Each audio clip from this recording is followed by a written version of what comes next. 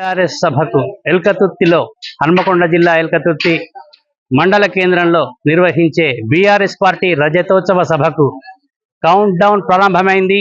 మరో 24 గంటల్లో సభ జరగనుంది. తెలంగాణ తొలి ముఖ్యమంత్రి గులాబీ దళపతి కేసీఆర్ ఇక్కడికి రానున్నారు. పెద్ద ఎత్తున జన సమీకరణకు బీఆర్ఎస్ పార్టీ కృషి చేస్తోంది. నాయకులు, నియోజకవర్గ ఇన్ఛార్జి కృషి చేస్తున్నారు. చీమల దండుల వాడ నుండి గులాబీ దళాలు, ప్రజానీకం ఎల్కతుర్తికి చేరుకునేందుకు సన్నద్ధమయ్యాయి. భారీ ఎత్తున జన సమీకరణ చేస్తున్నారు. వాడ నుంచి వాహనాలు పెద్ద ఎత్తున ఏర్పాటు చేశారు. మీరు చూడొచ్చు, బహిరంగ సభకు విస్తృతమైన ఏర్పాట్లు చేశారు. వేలాది కుర్చీలు వేశారు, అరేంజ్ చేశారు. అలాగే మీడియా పాయింట్ అరేంజ్ చేశారు. మీరు చూడొచ్చు, ముందర పోడియం ఏర్పాటు చేశారు. ఎలాంటి ఇబ్బందులు కాకుండా మహిళలకు, చిన్నపిల్లలకు, పెద్దలకు ఎలాంటి ఇబ్బందులు కాకుండా విస్తృతమైన ఏర్పాట్లు చేస్తున్నారు. సుమారు 1000 ఎకరాల్లో బహిరంగ సభను నిర్వహిస్తున్నారంటే మనం దీన్ని అర్థం చేసుకోవచ్చు. బీఆర్ఎస్ పార్టీ కేసీఆర్ గారు దీన్ని అత్యంత ప్రతిష్టాత్మకంగా తీసుకొని బహిరంగ సభను నిర్వహిస్తున్నారు. ఇది గులాబీ పండుగ అని చెప్పి అభివర్ణిస్తున్నారు. వరంగల్, కరీంనగర్, ఆదిలాబాద్ నుంచి కానీ, హైదరాబాద్, మహబూబ్ నగర్ నుంచి కానీ, ఖమ్మం వైపు నుంచి కానీ ప్రతి మార్గంలో పూట పార్కింగ్ స్థలాలను ఏర్పాటు చేశారు. ఎలాంటి ఇబ్బందులు లేకుండా చర్యలు తీసుకుంటున్నారు. పోలీసు అధికారులను నియమించారు. పెద్ద ఎత్తున పోలీసు బందోబస్తు, దాదాపు సుమారు 2000 మంది పోలీసుల వరకు భద్రత నిర్వహించవచ్చని తెలుస్తోంది. ఉన్నత స్థాయి అధికారులు ఇప్పటికే ఎల్కతుర్తి సందర్శించారు. అలాగే బీఆర్ఎస్ పార్టీ తరఫున కూడా 2000 మంది వాలంటీర్లను నియమించారు. వారు కూడా పెద్ద ఎత్తున ఏర్పాట్లు, వాళ్ళు కూడా ఎలాంటి ఇబ్బందులు కలగకుండా ఏర్పాటు చేస్తున్నారు. దాదాపు 20 లక్షల వాటర్ బాటిల్స్ ఏర్పాటు చేశారు, వేసవికాలమే కాబట్టి.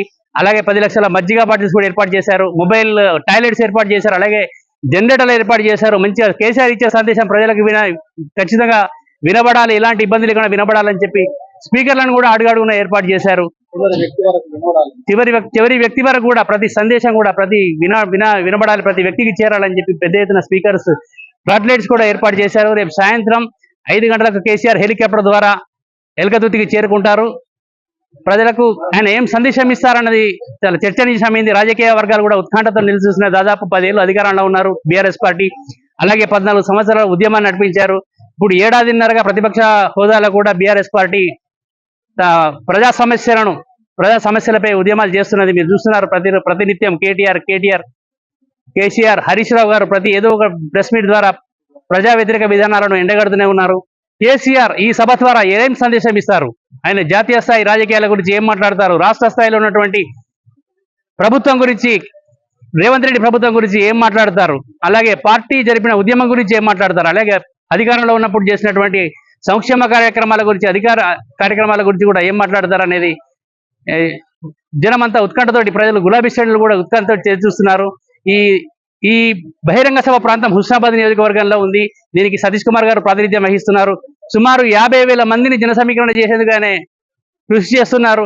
అలాగే పక్క నియోజకవర్గాలైన హుజురాబాద్, హన్మకొండ నుంచి కూడా పెద్ద ఎత్తున రానున్నారు. ప్రత్యేక వాహనాలు కూడా ఏర్పాటు చేశారు.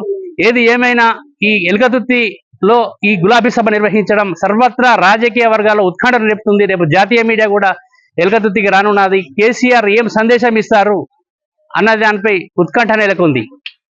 ఎల్కతుర్తి నుంచి PCW న్యూస్.